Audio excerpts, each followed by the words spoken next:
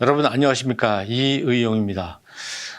이제 우리가 벌써 6번째 만납니다. 그런데 이제 실제로 공간에서 같이 오프라인에서 만나서 대화도 하고 얼굴도 마주 보고 그러면 좋을 텐데 계속해서 저희가 일방적으로 카메라로 여러분을 만나 뵙게 되니까 참 상당히 아쉬운 면이 많이 있습니다. 같이 이야기하면서 질문에 답도 해드리고 이렇게 하면 좋을 텐데 그렇지 못해서 어서 우리가 다 같이 만날 그런 날이 있었으면 좋겠어요.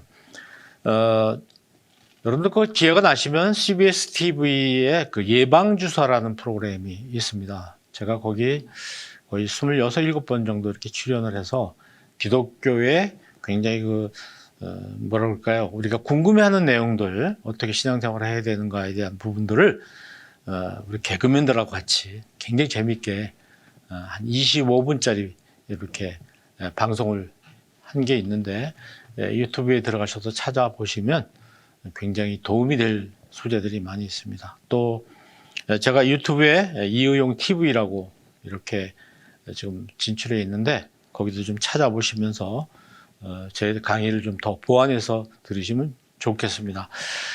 지금 우리는 말이 통하는 리더십이라는 그런 프로그램을 계속교육원에서 하고 있죠. 굉장히 좋은 프로그램을 지금 여러 분들이 진행을 하고 계신데 우리 과목에서는 교회 내 리더들이 정말 필수적으로 구비해야 될 교회 공동체가 뭔가, 그리고 리더십과 팔로우십이 뭔가에 대해서 공부를 하고 있고 아울러서 소통 역량을 익히고 있습니다.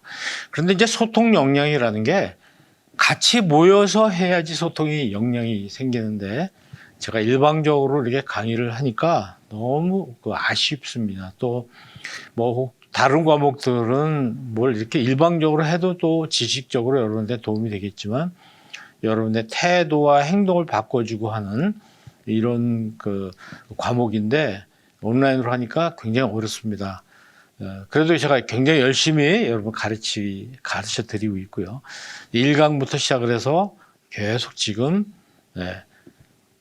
4강, 5강, 6강의 동굴 탈출에 대한 부분을 하고 있습니다. 우리가 이제 동굴에 갇혀 있지 말고 동굴에서 나와서 사람들하고 소통하자 하는 부분을 말씀드리고 있는데 첫 번째 동굴이 나라는 그 세계, 우물 안에 갇혀 있지 말라는 것이고 남자와 여자로서의 그 벽을 좀 극복해보고 그 다음에는 세대 간의 벽을 좀 극복해보자.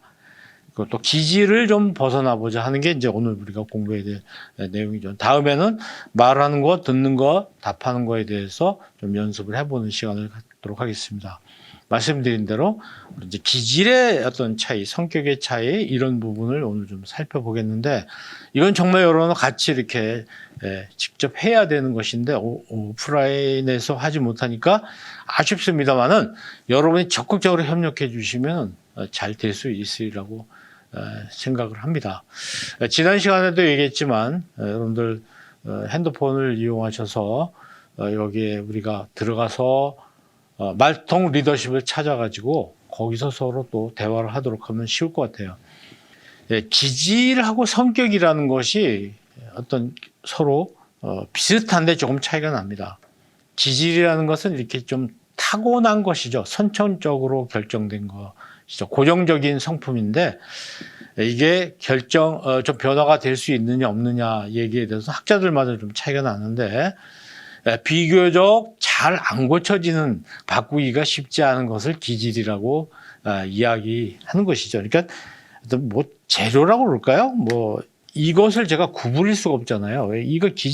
나무 이 자체가 질이 구부러지는 그런 특성을 갖고 있지 않기 때문에 그렇습니다. 철사 중에서도 보면 어떤 것을 절대로 구부러지지 않는데 어떤 또 구부러지는 철사가 있단 말이죠. 그런 구부러지는 것, 구부러지지 않는 것, 이걸 기질이라고 볼 수가 있죠. 이제 성격은 뭐냐면은 출생 후의 교육이라든지 주위 환경 이런 걸 통해서 좀 이렇게 형성이 돼가는 게 이제 성격이라고 볼 수가 있어요. 근데 우리 기독교에서는 이 기질이라는 것도 우리가 바뀔 수 있다고 보는 거죠. 하나님이 사람을 창조하셨는데 기질 바꾸는 것은 뭐 어찌 보면은 상식적으로 너무도 가능한 일이겠죠. 그러니까 우리 스스로가 우리의 기질을 바꾸기는 쉽지가 않다는 것을 생각해 보면서 기질은 나의 기질도 바꾸기가 어렵지만 상대방의 기질도 바꾸기가 어렵습니다. 그러니까 기질이라는 건 서로 인정을 해야 되는 거죠. 그 인정을 해주는 부분에서 나도 내 기질을 인정하고 상대방의 기질을 인정해 줌으로써 그걸 토대로 우리가 서로 의사소통할 수 있는 방법이 무엇인지를 찾아보자는 것이 이번 수업의 목적입니다.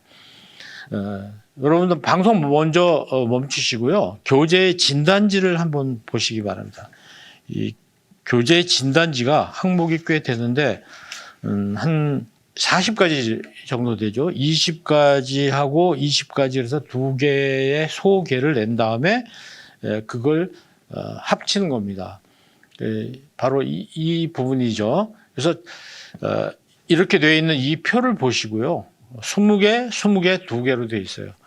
앞에 20개를 먼저 한 다음에 점수를 내시고 뒤에 20개를 하신 다음에 점수를 내셔서 요 지금 녹색 부분이 합계라고 되어 있는 부분에다가 그걸 다 더하는 겁니다. 더하는데 자, 첫 번째 1번 문제 보실까요? 생동감이 있다, 모험적이다, 분석적이다, 융통성이 있다. 이 중에서요. 하나만 결정하세요. 하나만 체크를 하면 됩니다. 근데 너무 깊이 고민하지 마시고 제일 가깝다고 생각하는 것을 먼저 체크하시면 됩니다. 자, 아셨죠? 그럼 지금 방송을 잠깐 여러분들 스위치를 이렇게 스톱시켜서 잠깐 중단을 하시고 이 문제를 풀어보신 다음에 이제 그 다음 진도가 나갑니다. 이걸 안 풀어보시고 하면 아무 의미가 없어요. 그래서 여러분들이 좀 힘드시겠지만은 잠깐 한 10분 정도는 됩니다. 그래서 화면이 다음 페이지로 넘어가지 않도록 중단을 시키고 이 문제를 먼저 푸시도록 그렇게 했으면 좋겠습니다. 꼭 그렇게 하셔야 됩니다. 네, 체크를 다 하셨으리라고 생각하고 아직 안 하신 분들은 잠깐 중단하시고 이거 체크를 먼저 하셔야 됩니다. 각 문제별로 한 줄에서 제일 나한테 가까운 것, 해당된다고 생각하는 거 하나만 체크를 하셔야 됩니다. 그래서 여기 몇 개인지를 쓰시면 되죠. 그래서 앞에 20개 문제에 합계낸 거하고 소개낸 거하고 여기 두 번째 거에 소개낸 걸 합쳐서 여기다 몇 개인가 이렇게 쓰시면 됩니다. 그러면 이 중에서 제일 많이 나온 게 자기한테 해당되는 거죠. 어떤 거는 뭐 한두 개 차이로 비슷한 것도 있는데 결국은 그건 두 가지가 함께 특성으로 나왔다고 보면 됩니다. 자, 그래서 여러분에게 기질을 살펴보면요.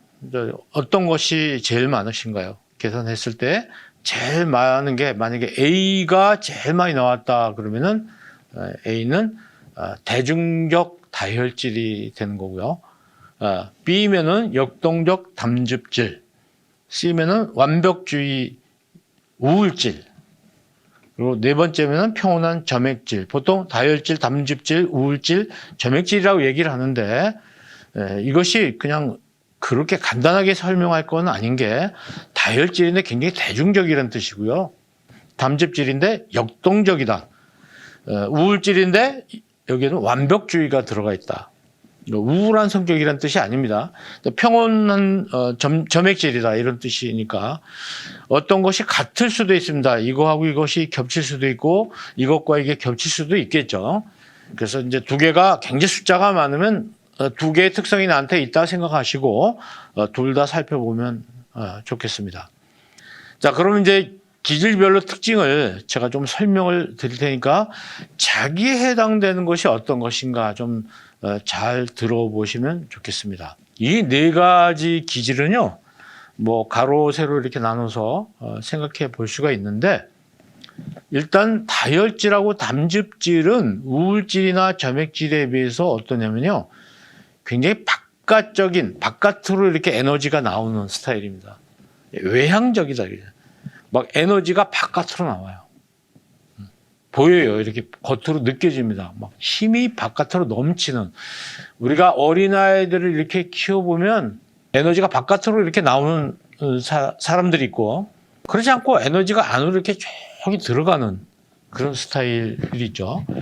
그래서 이 사람들은 뭐 웅변한 사람처럼 지금 제 모습처럼 바깥으로 막 나오고 행동을 많이 하고 이런 사람들이 바로 이제 다혈질, 담즙질이라고 볼 수가 있어요. 반면에 생각을 많이 하고요.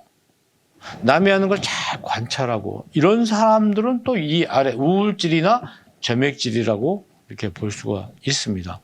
대략 이게 둘로 크게 나눠지죠. 근데 다혈질이나 담즙질에 있는 사람들은 굉장히 낙천적입니다. 뭐 앞으로 모든 것이 잘 될 거라고 생각하는 그런 성향이 많이 있죠. 그러나 우울질과 점액질은 약간 그 사색적이면서 비관적이고 또 비판적이기도 합니다. 그래서 여기가 낙천적이라면 이쪽은 우울질과 점액질은 다소 비관적이다 보는 거죠. 근데 이 비관적인 게 나쁜 것이냐? 그렇지 않아요. 예를 들어서 우리가 지금 코로나 사태로 굉장히 고생을 하고 있는데 이 낙천적인 사람들은요, 세상에 무슨 전염병이 올 리가 없어 이렇게 생각할 수가 있다는 거예요. 그런데 이제 이 비관적인 사람들은 이건 굉장히 심각해질 수 있어 생각하잖아요. 그러니까 어떻게 해요? 미리미리 대비를 하고 문제점을 찾고 그런 것이죠. 그러니까 결국은 어느 쪽이 좋은 거다 이렇게 말할 수는 없는 것이에요. 자기 인생에서도 늘 비관적이고 비판적인 것을 생각하고 있는 사람은 앞일을 잘 준비하고 생각을 많이 하는 반면에 이 다혈질과 담즙질 같이 외향적이고 즉시 행동하고 낙천적인 사람들은 또 너무 그렇게 좋게 될 것만 생각을 하기 때문에 준비를 하지 않는 경향이 없지 않고 약간 경솔하다고 할 수도 있는 부분이 있죠. 반면에 여기는 또 너무 걱정하고 비관적이어서 행동을 하지 않고 그냥 가만히 있는 느낌을 주는 경향이 있거든요. 그래서 이런 기질에 대해서는 여러분이 어느 쪽은 좋은 것이고 어느 것은 나쁜 것이다 말할 수가 없다는 겁니다. 아까도 말씀드리지만 철사가 있는데 철사가 절대로 구부러지지 않는 철사가 필요한 반면에 구부러지는 철사도 필요한 거예요. 철사도 필요한 것이거든요. 그래서 그 특성 같은 것들이 다르듯이 사람에게도 그런 부분이 있죠. 어떤 부분은 또 양쪽을 다 겸하고 있는 적절히 합해진 부분을 가지고 있는 사람도 없지 않아 있습니다. 이거 다양한 것입니다, 사람들은. 그래서 이것들이 서로 퍼센테이지가 다를 뿐이지 또 어떤 사람에게는 다혈질만 있는 게 아니고 다혈질 중에 점액질도 들어가 있을 수도 있고 담즙질에 우울질이 들어갈 수도 있는 것이죠. 또 우울질과 점액질이 섞일 수도 있고 다혈질과 담즙질이 섞일 수가 있는 것이다. 그래서 뭐 4가지 유형만 있는 건 절대 아닙니다. 굉장히 많은 그 섞임에 따라서 얼마나 함량이 다르냐에 따라서 굉장히 다양한 유형이 있다. 단지 여기서는 그 4가지 유형의 특징을 한번 살펴보면서 나한테 어떤 것이 섞여 있는가를 보면서 내가 누군가 또 상대방이 누군가를 보자는 것이죠. 마치 이런 색깔이 다른 거와 마찬가지로 기질은 굉장히 다를 수 있다는 거예요. 물론 섞인 부분이 있지만은 숫자가 굉장히 높다면 다혈질은 굉장히 빨간 그런 부분이 있는 것이죠. 그래서 자기 색깔이 명확하다.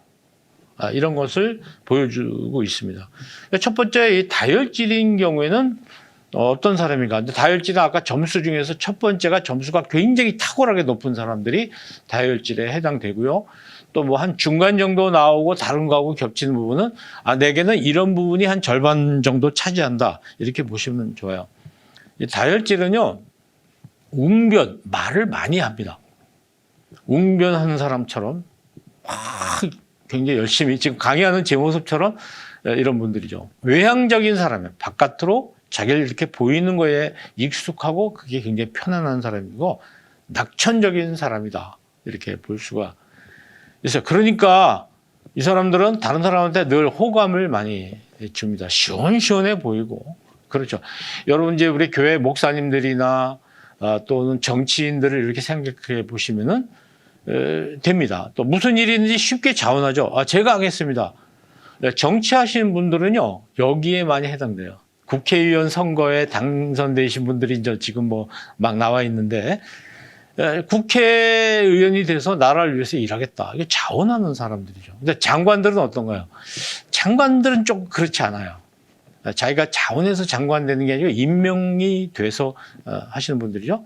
이야기하는 걸 굉장히 좋아해요. 예비군 훈련 같은 거 이렇게 받아보면 예비군 훈련 쉬는 시간에 막 이렇게 뭔가 이야기를 하는, 그래서 사람들이 많이 주변에 모이는 사람들이 이 다혈질입니다. 막 새로운 일을 막 만들어내고요. 사업 같은 걸 잘 하시죠, 다혈질이. 파티, 회식 이런 걸 중요하게 생각합니다. 그러니까 회식 중요하는 직장에 상사가 있으면은, 다혈질이 있으면은 직원들이 굉장히 좀 고달프죠. 매일 저녁에 뭐 회식하자고 할 테니까.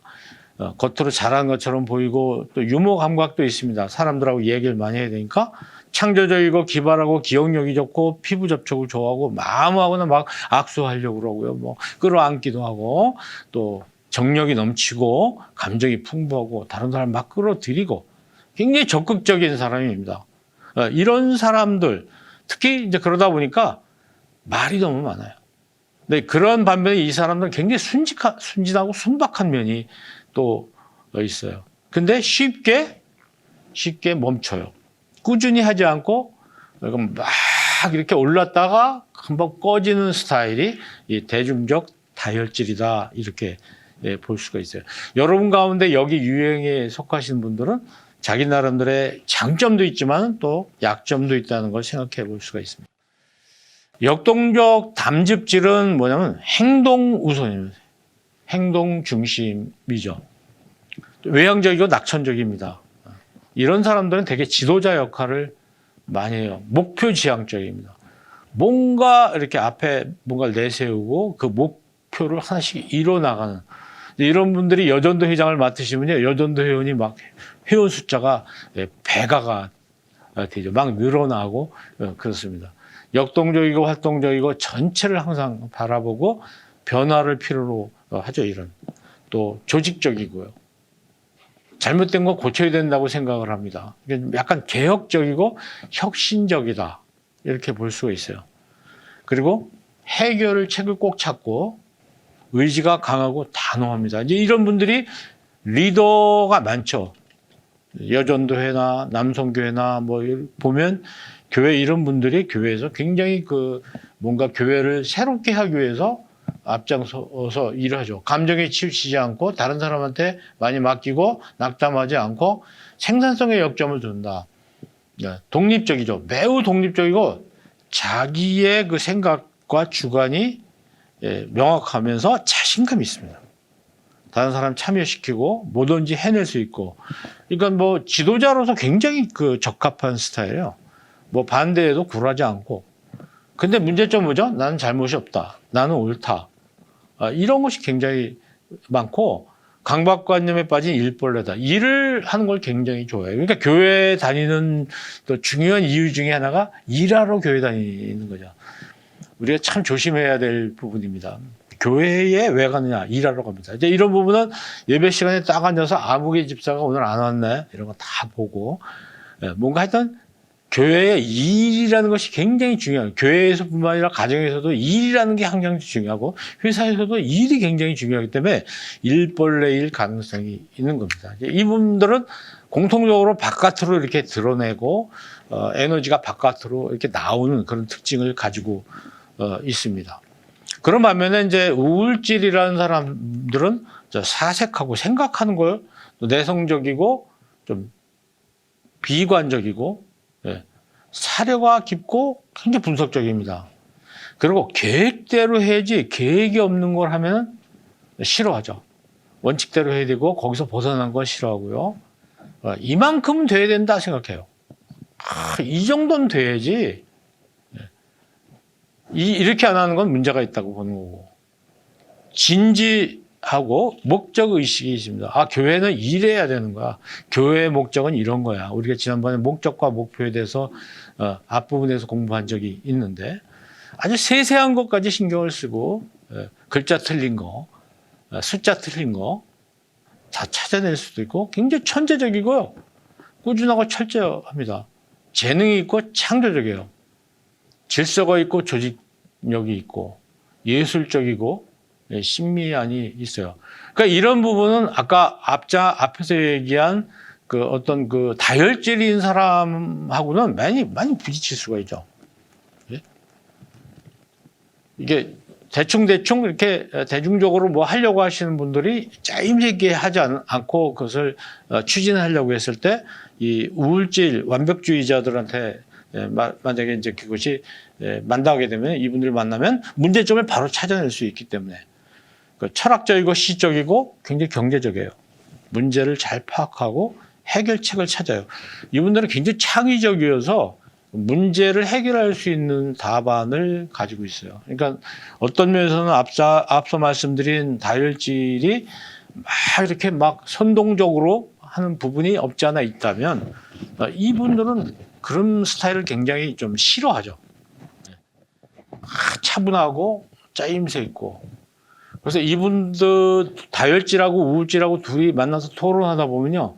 이 다혈질인 사람은 빈 구석이 너무 많아서 이 완벽주의자인 우울질한테 결국은 나중에 많은 그 문제점을 노출시키고 토론 같은 데서 질 가능성이 굉장히 많이 있어요. 그래서 전략가들이 여기에 많죠, 이분들은. 겉으로 드러나지 않고 가만히 있는 것 같지만은 항상 그 카드를 가지고 있습니다. 그래서 결정적인 순간에 히든 카드를 딱 빼내들면 상대방이 꼼짝 못하게 되는 그런 경우가 많이 있어요. 다른 사람한테 민감하고 시작한 건 끝내야 되고 자기실행적이고 도표와 그래프, 목록, 숫자 이런 데이터를 굉장히 중시하고요. 신중하고 이상을 추구합니다. 문제를 찾고 부정적이다. 근데 이게 이 마지막 부분이 이분들의 굉장히 단점이에요. 문제를 항상 찾는 거예요. 잘하고 있는 것도 이 정도 박수 쳐줄만 한데 그러나 박수 쳐주고 나서 그렇지만 이런 부분은 문제다 하고 지적하는 게 바로 이제 이 완벽주의 우울질의 스타일이죠. 그래서 이제 이 완벽주의 우울질에 대해서는 아까 그 대중적인 다혈질에 비해서 사람들한테 인기가 없죠. 인기가 없어요. 그렇지만 내실이라는 부분에서는 굉장히 중요한 역할을 하고 있죠. 이런 분들이 안 계시면 전략적이고 기획하는 사람들은 앞에 드러나지 않지만 뒤에서 굉장히 꼼꼼하게 일을 챙기고 이런 사람들이 필요하다고 볼 수가 있어요. 끝으로 이제 그 평온한 점액질이라는 분들이 있는데 이분들은 굉장히 내성적이고 비관적이죠. 근데 늘 살펴보고 있는 거예요.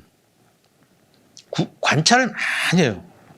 자기는 거기에 끼어들지 않으면서 뒤로 이렇게 한 발 물러나 있는 사람, 평화주의자 뭐 이렇게 볼까요? 겸손하고 온유해요. 그리고 유능하고 꾸준해요. 그러니까 모임에 나와서 말도 안 하고 가만히 앉아 있다가 절대 빠지지 않고 나오고 이런 사람들이 여기 해당됩니다. 고요하고 냉정하고 침착하고 행정 능력이 있고 인내심이 있고 문제를 이렇게 잘 중재해 주고요. 균형 잡힌 생활하고 싸우는 걸 싫어합니다. 다투는 걸 싫어하고 부딪히는 걸 싫어하고. 그렇지만 늘 일관성이 있고 압력을 좀 받아도 참고 그냥 견디죠. 조용하고 그러다 위트가 있고 어려운 길보다는 쉬운 길을 찾고요. 동정심이 있고 친절하고 감정을 다 드러내지 않아요. 그러니까 누구에게나 다 편안한 상대가 되죠. 어떤 일에도 잘 적응합니다. 또 이렇게 가면 또 그냥 따라가고 저리 가면 좀 따라가고. 그러니까 뭐예요? 의지가 약하고 결단력이 약하다는 단점이 있죠. 그러니까 장점이 있으면 항상 그 반대에는 단점이 생기는 거니까 열정이 없어요. 뭐 그러니까 앞서 말씀드린 다혈질이 뭔가 뭐 하자고 그러는데 가만히 있죠. 그 우유부단합니다. 결정을 못합니다. 자기 결정을 하지 못해서 결정장애가 있기 때문에 다른 사람이 하자는 대로 따라가고 또 일이 하자 그러면 일이 따라가고 그럴 수가 있어요. 굉장히 그 소극적인 성격을 가지고 있습니다. 열정이 없고 소극적이고 결단력이 없고 우유부단하고 이러한 것이 또 단점이기도 합니다. 결국 우리가 지금 4가지의 유형을 살펴봤는데 뭐 100% 나는 우울질이고 100% 점액질이다 이렇게 말할 수가 없어요. 섞이는 겁니다. 섞이는데 나한테 이런 부분이 있는가 없는가를 잘 살펴봐야죠. 그래서 나의 기질은 어떤 건가 여러분 찾아보시죠. 그중에 장점이 뭡니까? 나의 장점이 뭔가를 여러분이 찾아야 돼요. 자기의 장점이 뭔지 모르는 사람이 참 많아요. 불행한 사람이에요. 단점은 아는데 장점을 못 찾는 사람들이 많아요. 자기가 이 정도로 잘하고 있다. 좋은 점을 가지고 있다는 것은 자기 인생 살아가는데 중요한 수단이고, 그런데 그걸 못 찾아주면은 재미가 없죠. 예. 그래서 이제 우리는 이렇게 같은 기질끼리 이렇게 한번 이렇게 모여서 앉아서 이야기를 나눠보도록 하거든요. 이렇게 그룹별로. 그래서 여기는 다혈질, 여기는 담즙질, 우울질, 점액질 이렇게 모여 앉아서 그룹을 모여 앉아서 뭔가 상의해 보도록 합니다. 우리가 가지고 있는 장점이 뭐냐, 단점이 뭐냐 이렇게 얘기를 하도록 토의를 시키는데 굉장히 재미있는 현상이 일어나요. 어떤 현상이죠? 토의하는 모습이 달라요. 예를 들어서 다혈질은 어떤가요? 다혈질은 엄청나게 시끄럽습니다. 이야기를 막 서로 얘기하려고 그러고. 근데 이 점액질은 있죠? 조용해요. 어느 누구도 먼저 말을 꺼내려고 하지 않아요. 이렇게 서로 다른 어떤 그 스타일들을 우리가 보여주는 걸 보면 굉장히 재미있습니다. 만약에 여러분 이 세상 사람이 전부 다혈질이라고 생각하면 어떻게 하세요? 세상 시끄럽죠. 또 아까 말씀드린 점액질 같은 분들이 계시니까 또 다혈질이 하자는 데 따라가고 담즙질이 하자는 대로 따라가는 순종파들이 또 생겨나고 그런 걸 볼 수가 있어요. 그러나 우리가 교회에서 이런 기질을 존중해 줘야 되는데 교회에서는 사실 이런 부분이 없지 않아 있어요. 그러니까 우리가 이런 아카데미를 통해서 공부하시면서 우리 모습을 이렇게 살펴보고 교회의 문제점을 찾아보는 것도 굉장히 중요해요. 교회는 다혈질이나 담즙질을 좀 싫어해요. 겉으로 드러나는 사람들 싫어하면서 전부 우울질이나 점액질로 들어가게, 특히 점액질 같은 교인들을 교회 지도자들은, 목사님이나 장로님들이라든지 이런 분들은 교인들이 그랬으면 좋겠다고 시키는 대로 순종하고, 그래서 교인들을 다 점액질로 가게 되면 어떤 문제가 생기죠? 다혈질, 담즙질, 우울질이 해야 될 일들을 하지 않는 굉장히 평온한 교회 같지만 사실 그 기질이 어디 가나요? 그걸 다 감추고 있을 뿐이죠. 그러니까 불평불만이 생겨나가게 되고 또 이분들이 해야 될 역할을 하지 못하니까 그분들의 역량이 다 교회에서 발휘되지 못하는 안타까운 모습들도 우리가 좀 무시할 수 없는 부분이라는 거죠. 그래서 우리 기질이 가지고 있는 좀 장점은 뭐고 개선해야 될 점은 뭔가 이런 걸 서로 이야기해 보도록 하는 시간인데 아마 여러분도 지금 한번 생각해 보세요. 여러분 기질이 가지고 있는 장점은 뭐고 개선해야 될 점은 무엇인가. 그래서 이제 다혈질이 좀 바꿔야 될 부분이 뭐냐. 다혈질은 대중적인 다혈질은 조직적인 다혈질로 좀 바뀌어야 된다. 조직적인 다혈질이라는 게 뭐냐면 그냥 이렇게 막 자기를 드러내고 막 하는 이런 것이 아니라 좀 체계적으로 좀 다혈질의 그 기질을 발휘해야 되겠다는 뜻입니다. 설명을 더 드리면 다혈질이 가지고 있는 단점 중에 하나는 말이 항상 앞서는 거예요. 그리고 말만 꺼냈다가 흐집어요. 언제 우리 좀 야유회 한번 갑시다. 이렇게 얘기를 해놓고서는 끝이에요. 그럼 야유회를 가야 되겠으면 무슨 계획을 세워야 되잖아요. 그 끝이에요, 그게. 그럼 이런 것은 누가 나요?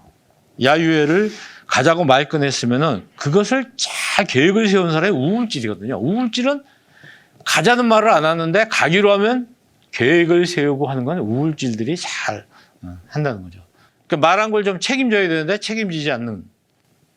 그래서 이 다혈질이 고쳐야 될 점은 말한 걸 책임지고 현실적인 면도 고려하라는 거죠. 불쑥 우리 오늘 야유회 갑시다. 불쑥 이렇게 꺼내지 말고 현실적인 면을 생각하면서 지금은 야유회를 가기에 적합한 때인지 약간 감정적인 부분에서 자기가 불쑥불쑥 말하는 경향이 있는데 말한 걸 책임져야 된다는 거죠. 말이 너무 많아요. 이렇게 이제 소그룹들이 모여서 몇 명이 앉아서 커피숍 같은 데 얘기를 꺼내도 이 다혈질인 사람은 시작부터 끝까지 막 자기가 열이 올라가지고 혼자 막 떠들고 나머지 사람들은 말할 기회를 잡지 못하는 거예요. 그러니까 특히 다혈질이 자기 개인적인 이야기를 많이 꺼내게 되면 나머지 사람들은 그 모임에 나가고 싶어 하질 않아요. 왜? 표현을 안 하니까. 표현할 기회를 얻지 못하니까. 그래서 그 다혈질 한 사람 때문에 모임이 안 되고 회의가 잘 안 되는 경우도 굉장히 많이 있어요. 주변 사람은 말을 못하지만 그 사람 너무 말이 많아. 그런 경우 있어요. 이 다혈질에 해당되시는 분들은 지금 제 설명 들으시면서 내가 혹시 이야기할 때 너무 많은 시간 동안 혼자 열받아가지고 얘기하지 않는지, 그리고 듣는 시간이 없이 나는 말만 많이 하는 사람 아닌가 하는 것을 한번 좀 생각해 보셔야 돼요. 제일 싫어하는 사람이요, 혼자 떠드는 사람. 그 사람 앞에서 들어줘야 되는 사람 입장에서는 제일 싫은 거예요, 그게. 그리고 너무 자기중심적이에요. 남한테 공감이 가지 않는 이야기를 혼자 해요. 자기 막 경험, 자기 가족 이야기, 자기 직장에서 있었던 이야기를 가지고 우리가 한 30분밖에 만나 얘기할 시간이 없는데 그걸 혼자 이야기할 떠들고 혼자 판단하고 이제 그런 경우. 이게 이제 다혈질인 사람들이 좀 조직적으로 생각해야 된다는 부분입니다. 다른 사람과 대화하는 시간을 좀 서로 배분하고 자제하는 것이 필요하다. 또한 담즙질인 분들한테 좀 말씀드리고 싶은데요. 담즙질은 너무 에너지가 많아서 그 에너지를 일로 막 이렇게 반영하는 사람들이잖아요. 이 사람들의 문제점은 나는 항상 옳다는 생각이에요. 나는 항상 옳고 니들은 다 틀렸다. 근데 이런 부분이 성직자인 경우에는 아주 굉장히 심한 문제가 생겨요. 자기의 생각은 다 옳은 거고 나머지 사람은 다 죄인이다 이렇게 생각할 가능성이 굉장히 많이 있죠. 내로남불이라는 말 많이 쓰이는데 거기에 해당된다고 볼 수 있습니다. 나는 잘못이 없고 내가 하는 건 옳고 당신들은 잘못된 거야. 그렇죠. 그래서 역지사지하고 스스로 성찰하고 다른 사람 평가하지 말아야 된다고 생각합니다. 우리 교회에서 보면 신앙생활의 스타일을 가지고 다른 사람을 함부로 평가하고 그런 경우가 많이 있어요. 담즙질이 그럴 수 있죠. 담즙질인 경우에는 보면은 이래야 되는데 왜 저럴까? 예를 들어 장로인데 왜 새벽기도에 안 나와? 라든가 권사인데 왜 교회에 참여 안 해? 왜 권사인데 왜 주방 일 안 해? 이렇게 상대방한테 의무를 주어지고 이래야 된다라는 그런 것을 상대방한테 적용시키는 것이 이 담즙질일 가능성이 많아요. 글자가 좀 틀렸습니다만 이해하시고 틀린 글자도 시비 걸지 마시고요. 강박관념에 사로잡혀서 일밖에 모르는 거죠. 그러니까 사람을 못 봐요. 일을 봐요. 부회장님이 나오느냐 안 나오느냐, 부회장의 역할을 제대로 하느냐 안 하느냐, 그것만 보지 그분이 지금 이 코로나 사태 때문에 직장을 잃고 있다든가 힘들다든가 그 생각 안 하는 거죠. 그래서 이제 이런 경우가 납니다. 왜 저 사람은 밥을 안 사? 밥 먹으러 왜 밥값을 안 내? 그렇게 얘기를 해요. 근데 그분이 코로나 사태 때문에 지금 수입이 없는 거죠. 그런 생각을 못 하는 거죠. 그런 생각을 뒤로 미루는 거죠. 일보다 사람을 먼저 봐야 되는데 그게 잘 안 되는 거죠. 이런 것이 일벌레일 가능성이 많기 때문에 담즙질은 일보다는 좀 사람을 좀 이렇게 살펴보는 그런 게 필요합니다. 그리고 다른 사람한테 막 압력을 가하려고 하고 내가 원하는 대로 상대방이 행동을 해야 된다고 생각하고 왜 그렇게 안 하는가 얘기하고 좀 강요하려고 하는 그런 게 많이 있어요. 강요하는 저는 어느 스타일에 좀 속할 것 같아요. 저는 여러 같이 겪어보진 않았습니다만 금방 이렇게 보면 나타나죠. 저도 이 담즙질이 굉장히 강합니다. 그래서 일 굉장히 잘해야 된다고 생각하고 있고 원칙을 따져야 된다고 생각하고 좀 교만할 수가 있어요.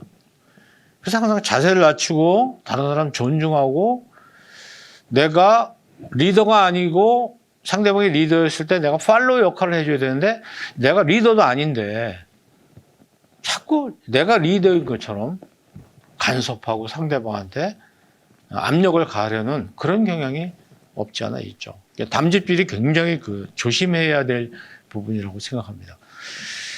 자, 우울질은 완벽해야 된다고만 생각하지 말고 좀 명랑한 우울질이 되면 좋겠다. 이렇게 혼자 사색하면서 문제를 자꾸 찾잖아요.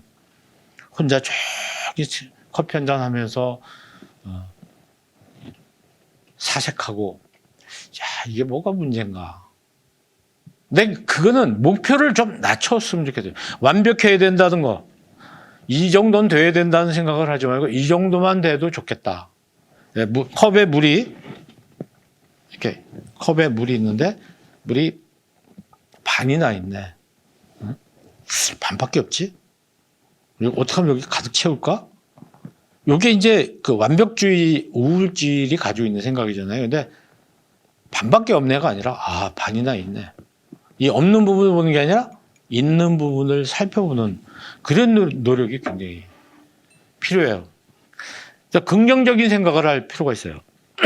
저도 약간 여기 아까 말씀드린 담즙질에 이 우울질이 같이 이렇게 좀 겹쳐 있는 그런 스타일인데요. 그러니까 그런 생각을 하니까 우울한 거죠. 왜? 목표가 이만큼 돼야 되는데 모든 게 막 성이 안 차니까 불만스럽죠. 교회도 우리 교회가 이 정도는 돼야 되는데 왜 우리 이것밖에 안 되지? 또 목사님 설교도 이 정도는 돼야 되는데 왜 이 정도밖에 안 되지? 이렇게 살펴볼 수가 있어요. 그러니까 목표를 너무 높이 잡으면 부정적인 생각이 많이 들죠. 그래서 이걸 긍정적인 생각을 많이 해야 된다. 그래서 저는 이제 사실 감사학교에 지금 교장을 맡고 감사운동을 굉장히 전개하고 있는데 제가 그걸 하는 이유가 제 자신을 위해서 하는 겁니다. 제가 비판적이고 불평불만이 많기 때문에 이걸 감사로 환원시키기 위해서 제가 굉장히 많이 노력을 하고 있어요. 그래서 긍정적인 말을 쓰려고 많이 애를 쓰죠. 여러분 안경 쓰신 분들 한번 생각해 보세요. 왜 안경 쓰십니까? 안 보여서 쓴다. 이렇게 얘기 많이 하잖아요. 사실 안 보여 쓰는 게 아니고 잘 보려고 쓰는 거죠. 그러니까 긍정적인 생각을 하자는 말씀을 드립니다. 이 우울질은 항상 부정적인 말을 긍정적인 말로 좀 바꿔서 용어를 써보는 노력을 하시고 너무 이상적인 요구를 하지 말아라.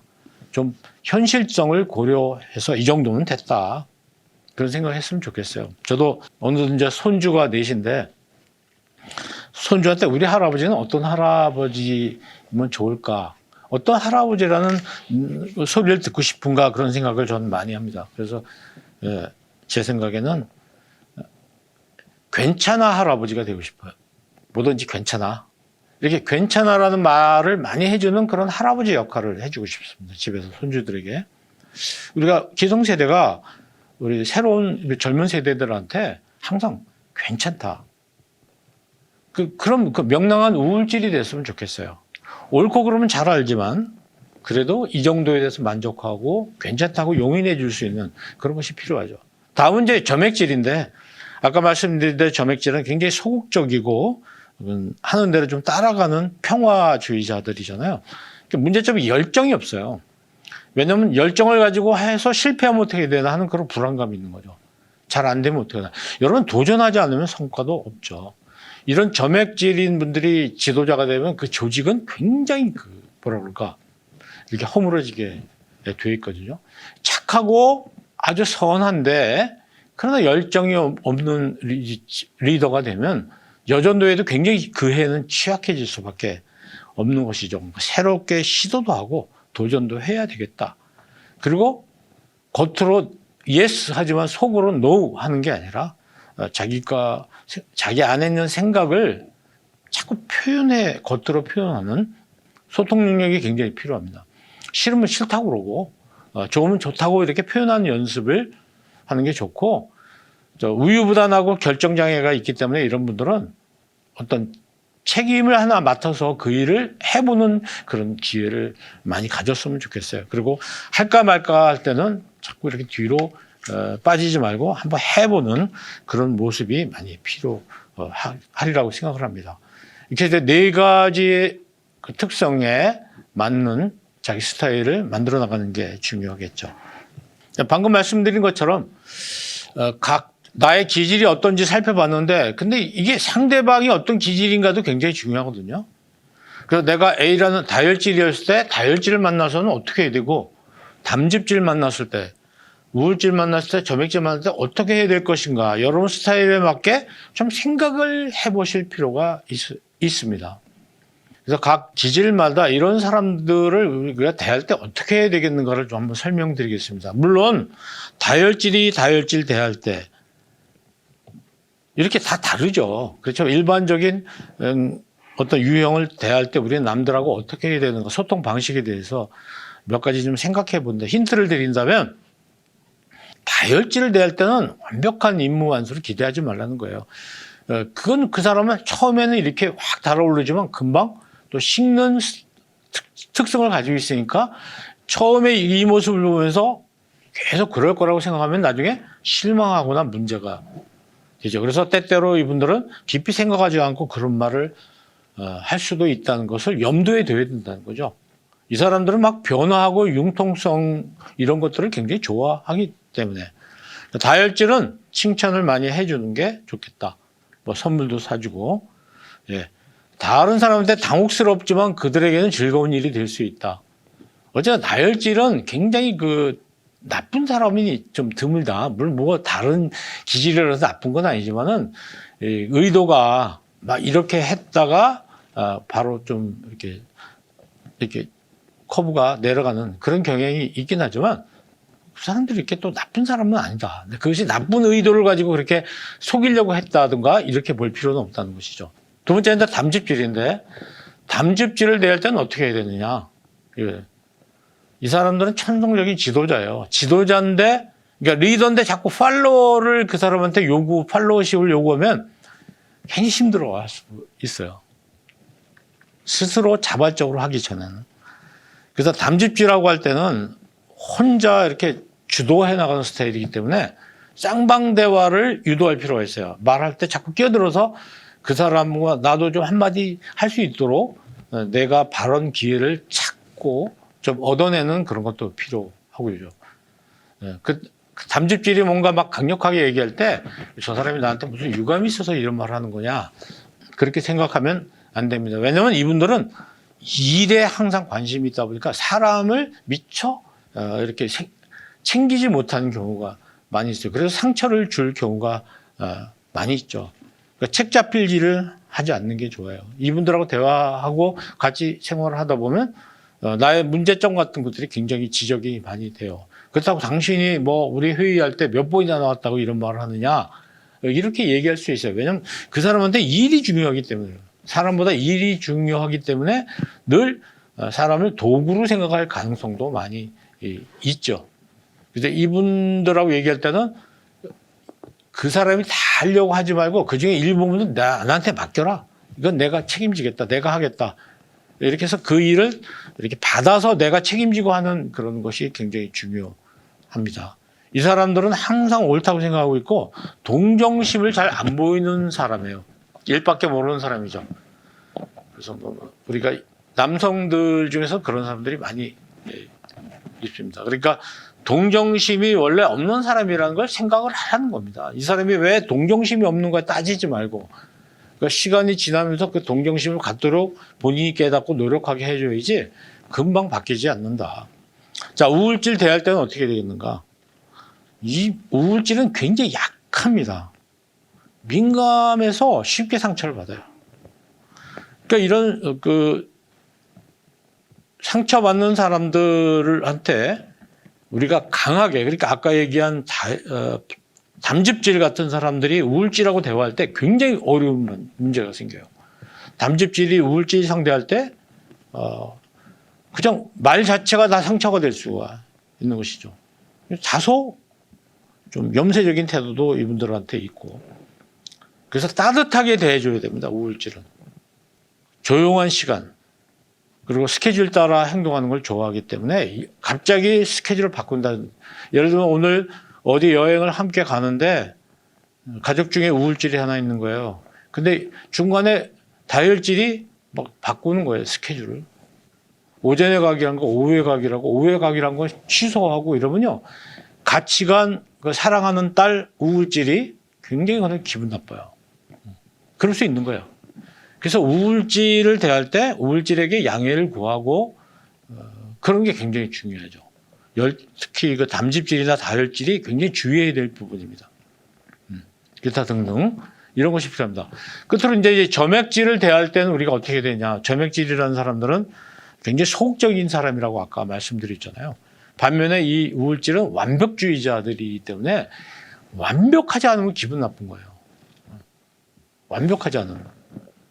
그러니까 그 완벽하게 하려고 하는 것을 양해를 하고 완벽하지 못하더라도 그 완벽하는 게 참 중요하다는 걸 인정을 해주고 이렇게 해야 되죠. 이제 점액질은 에너지가 없어요. 그러니까 그 격려해주고 동기부여해줘야 됩니다. 여러분 자녀 중에 혹시 학업에 관심이 없다고 했을 때는 공부하라고 자꾸 강제적으로 하지 말고 동기부여를 해줘야 돼요. 공부하고 싶은 마음이 생기도록.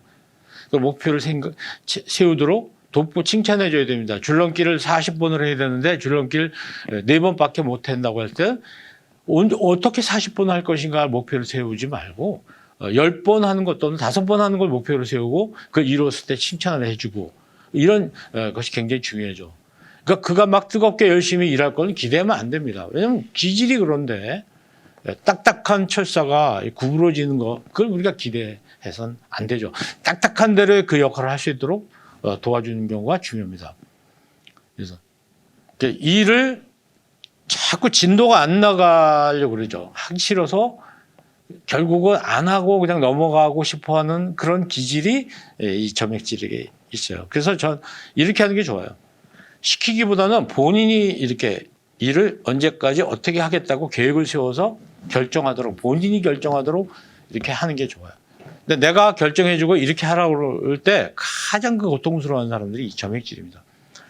점액질은 다른 사람이 이렇게 시켜서 어쩔 수 없이 하는데 굉장히 힘들어요. 그러니까 어떻게 하죠? 어거지로 한다 이런 말이잖아요. 어거지로. 그리고 그분들이 그 일을 잘 하지 못했을 때 책임 전가하거나 비난하고 그러면 안 되죠. 우리가 교인들 중에 보면 전도 열심히 하는 사람이 있는데 전도 못하는 사람이 있거든요. 근데 왜 누군 5명인데 왜 당신은 못하느냐. 그렇게 얘기해서는 안 되는 거예요. 왜냐하면 그런 걸 굉장히 취약한 사람들이 있거든요. 취약한. 아까 앞서서 얘기한 그 다혈질이나 우울질 이런 분들은 전도가 그런 특성을 가진 사람들이니까 그분들은 전도를 잘하는 걸 해야 되는 사람이라면 담즙질 같은 사람들은 전도하는 계획을 잘 세우는 사람이고요. 또 점액질 같은 사람들은 에너지가 약해요. 그러니까 이런 분들은 또 그런데 적극 나가는 게 무지하게 고통스럽습니다. 근데 우리 교회에서 이제 우리가 목회자들이 특히 주의해야 될 점인데 모든 교인을 똑같다고 생각하고 똑같이 훈련시켜서 어떤 일을 시키려고 하는 것은 굉장히 문제가 있어요. 주방 일 잘하는 사람은 일해야 되고요. 계획 세우고 메뉴를 짜는 거 잘하는 사람 이런 사람들이 이제 아까 우울질 같은 분이 이런 거 잘 할 수 있거든요. 이런 분들은 또 그걸 하는 거를 잘할 수 있도록 자기가 잘하는 달란트를 가지고 있는 일을 통해서 하나님의 일도 하고 이 세상의 일도 하고 살아가도록 하는 게 굉장히 중요하다. 그래서 자꾸 점액질은 자기가 결정하고 책임지고 그 일을 할 수 있도록 동기부여해주고 기회를 주고 격려해주고 하는 것이 필요합니다. 그러니까 다혈질 본인의 기질을 기준으로 삼으면 안 되는 거죠. 본인하고는 정반대의 기질이 있다고 생각하고 그분들이 서서히 어떤 그 자기 스스로 목표를 세우고 해나갈 수 있도록 기회를 주고 시간을 주는 것으로 끝나야 되는데 다른 사람이 이만큼 하는데 왜 당신이 이만큼밖에 못했느냐 이랬을 때 직장 생활에서도 굉장히 힘든 겁니다. 중요한 것은 모든 사람은 똑같지 않다. 그죠? 근데 여러분 가정에서 여러분의 배우자라든지 가족 중에 이런 기질이 있을 텐데 그 기질과 소통할 때 내가 뭘 조심하고 뭘 주의해야 되는지를 오늘 살펴봤습니다. 딱 봐서 우리 남편은 또 우리 아들은 이런 기질이구나 우리 딸은 이런 기질이구나 이렇게 생각을 하고 그 기질에 나를 맞춰 나가는 것이 굉장히 중요하다 이렇게 생각합니다. 여러분 모든 사람은 다르죠. 이 다른 사람들에게 나를 거기에 맞춰가는 것이 굉장히 쉬운 일이지 상대방을 나에게 맞춰 나가려고 한다는 건 굉장히 불가능합니다. 호박도 이렇게 달라요. 똑같은 호박이 없잖아요. 차이가 있고 이질적이라고 볼 수가 있어요. 우리가 남자와 여자는 굉장히 거리가 있잖아요. 예, 거리가 있습니다. 또 세대 간에 굉장히 젊은 사람과 기성세대 연령에 따라 굉장히 많은 차이가 있는 거예요. 그리고 문화적으로는 굉장히 차이가 많아요. 동양 사람과 서양 사람은 굉장히 다릅니다. 서양은 원래 거리두기를 하는 거죠. 각자. 동양 사람들은 상당한 부분은 상대방하고 나하고 이 겹치는 부분을 찾으려고 노력을 많이 하고 같지 않으면 실망하는. 그리고 이런 사람을 싫어하죠. 따로따로인 사람. 그래서 시골 가면요. 옆집 집의 반찬과 숟가락 숫자까지 다 파악한다는 그런 옛말이 있습니다. 지금 뭐 진짜 옛말이 돼버렸지만 그만큼 우리는 상대방한테 굉장히 간섭을 해야 되는. 그래서 파티할 때 보면 외국 사람들은 각자 이렇게 모여서 이 사람, 저 사람 만나서 이렇게 이제 뭐 잔을 하나 들고 다니면서 얘기하고 그러잖아요. 우리는 어떻게 하죠? 동그랗게 앉으라고 그러고 지금부터 단체 게임을 하겠다고 하면서 모든 사람이 함께 놀아야 된다는 그런 생각을 하는 거예요. 그래서 여기서 자기 개인적인 행동을 하는 사람을 굉장히 싫어하고 저 사람은 문제가 있다고 보고 하는 이런 문화의 차이가 분명히 있는 겁니다. 가치관도 마찬가지예요. 각자 옳다고 생각하는 게 있는데 내가 옳다고 생각하면 너도 나하고 똑같이 옳다고 생각해야 된다고 상대방을 요구를 하는 것이죠. 왜 넌 그러냐. 그래서 우리가 이제 교파가 많은데 사실 그 아름다운 거예요, 여러분. A라는 교파는 이런 걸 중시하고 B라는 교파는 이런 걸 중시하고 이렇게 해야 되는 거죠. 그렇게 개신교가 굉장히 무질서한 것 같아도요. 개신교가 각각의 다양한 특성이 있기 때문에 전체적으로 굉장히 아름다운 겁니다. 근데 다른 종교에 보면은요. 아주 일사불란하고 한 가지 색깔이잖아요. 그래서 제일 높은 사람이 하자는 대로 모든 게 똑같이 가고 이런 사실 문제가 있는 것이죠. 예. 종교에서도 그런 부분이 나타납니다. 또 광장형과 동굴형도 마찬가지예요. 엄연히 광장형이 있는가 하면 동굴형이 있는 거죠.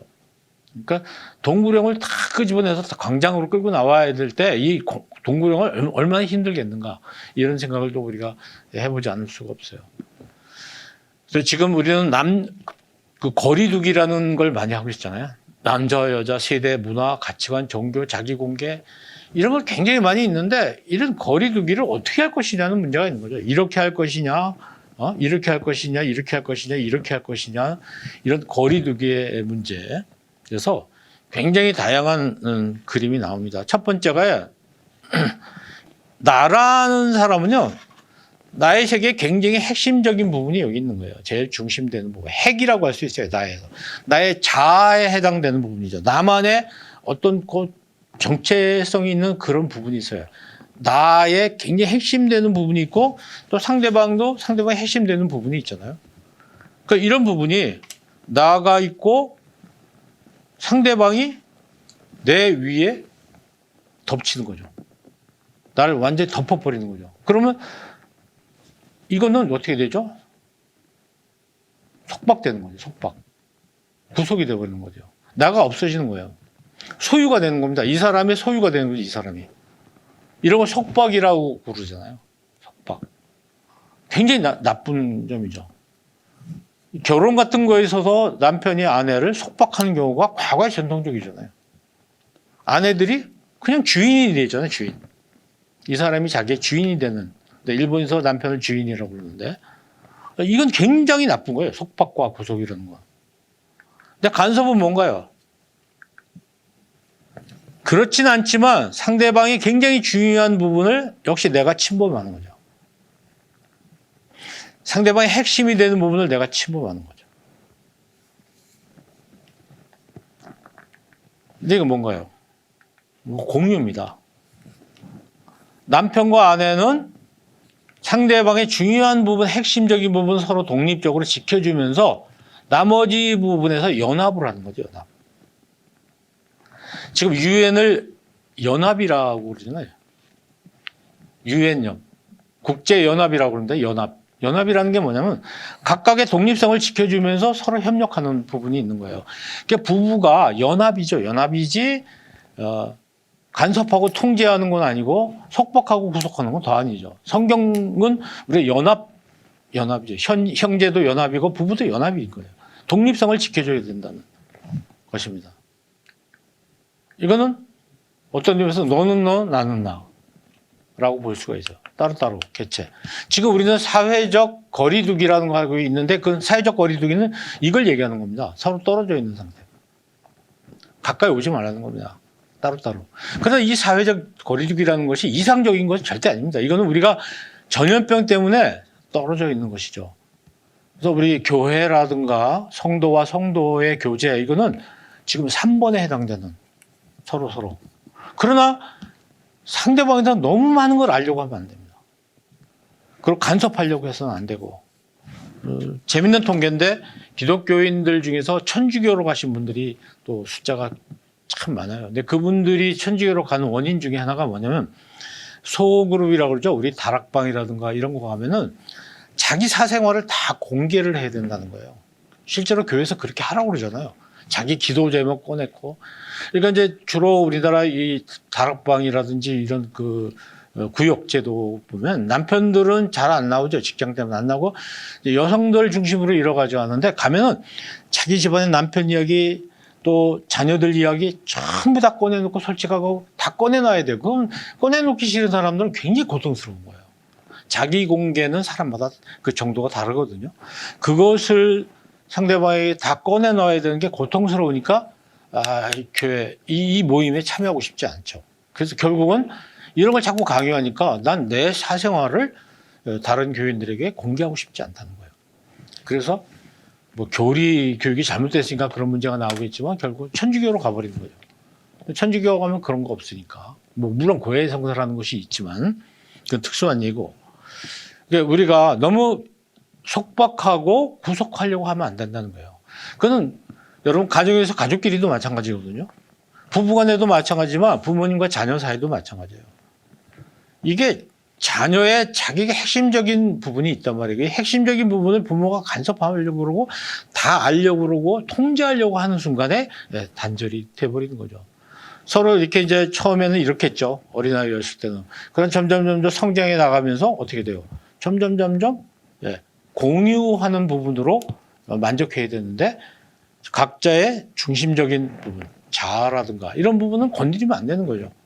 근데 아이가 다 컸는데도 불구하고 계속해서 부모님들이 이렇게 간섭을 하니까 아이들이 굉장히 갈등하고 그렇습니다. 교회에서도 마찬가지라고 저는 생각을 합니다. 이런 부분이 참 중요하다는 걸 오늘 공부했습니다.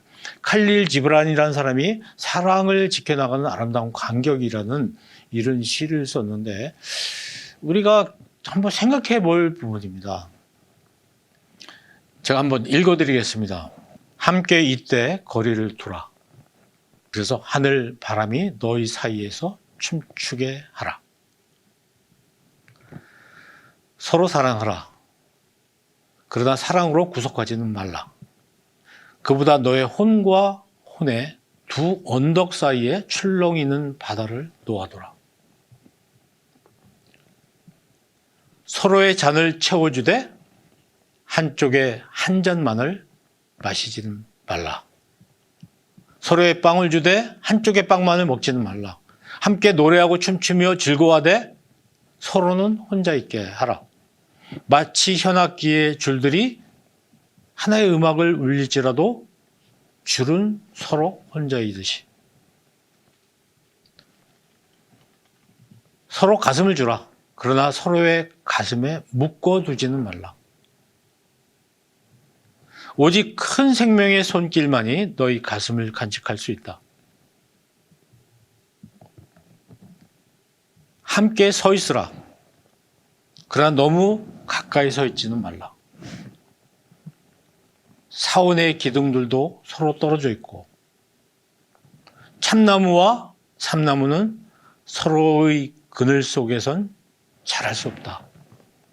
네. 지금 우리가 사회적 거리두기 하고 있는데 남자와 여자 또 세대와 세대 기질과 기질 종교와 종교 이런 것들이 서로 연합하는 것으로 그쳐야 됩니다. 너무 떨어져 있어도 안 되고요. 연합하는 거죠. 마치 기차 레일이 두 개의 레일로 계속 나란히 가듯이 서로 간격을 좀 유지하면서 또 서로 협력하면서 서로 소통하면서 공유하면서 그렇게 서로를 존중하면서 가는 것이 진정한 오늘 우리가 얘기하고 있는 사회적 거리두기의 의미라고 생각을 합니다. 그래서 우리가 서로 다릅니다. 그 다른 것을 인정하고 존중해 줘야 되겠다는 것을 오늘 공부했습니다. 자, 오늘 강의 한 줄 소감 여러분 좀 올려주시고요. 그래서 서로 또 다른 분들이 올린 걸 보시면서 같이 배우고 그러셨으면 좋겠어요. 우리 수업 시간에 못 올리시는 분은 또 화요일, 수요일, 목요일 언제든지 강의를 들을 수 있으니까 그때 이렇게 보시면 됩니다. 아까 제가 읽어드렸던 이 시 요청하시면 요청하신다고 카톡방에 말씀하시면 제가 이 원문을 그게 올려드리도록 그렇게 하겠습니다. 자, 오늘도 굉장히 많은 공부를 함께 했는데 항상 기뻐하십시오. 그리고 쉬지 말고 기도하시고 범사에 감사하십시오. 아울러서 항상 소통하시고 쉬지 말고 소통하시고 범사에 소통하시기를 바랍니다. 자, 오늘도 우리 함께 해주셔서 대단히 고맙습니다. 마치겠습니다. 감사합니다.